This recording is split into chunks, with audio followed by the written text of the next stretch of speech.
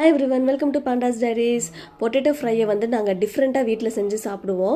So அது எப்படி நாங்கள் டிஃப்ரெண்ட்டாக சாப்பிட்றோன்றது இந்த வீடியோவில் காட்டுறேன். ஈவினிங் ஸ்நாக்குக்கு வந்து இது செம்ம டேஸ்ட்டாக இருக்கும். கிட்ஸ்லேருந்து அடல்ட் வரைக்கும் எல்லாருக்குமே பிடிக்கும். கண்டிப்பாக செஞ்சு பாருங்கள் இது. ஸோ நம்ம வந்து நார்மலாக ஃப்ரெஞ்ச் ஃப்ரைஸ் கட் பண்ணுவோம்ல, அந்த மாதிரி வந்து கட் பண்ணிக்கணும். உருளைக்கிழங்க ஆயிலில் வந்து பொரிச்சு நல்லா எடுத்துக்கோங்க. வெந்திருந்தால் போதும். உருளைக்கிழங்கு வந்துட்டு மேலே ப்ரௌன் கலரில் இருந்தால் போதும். ஸோ இதை மட்டும் எடுத்து வச்சுக்கோங்க.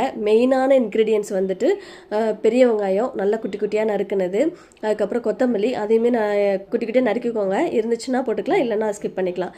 லெமன் ரொம்ப முக்கியம். லெமன் சாரை நல்லா புழிஞ்சு விட போகிறோம். அதுக்கப்புறம் உப்பு, மிளகாப்பொடி, இதுதான் இதோட இன்க்ரீடியன்ட்ஸு.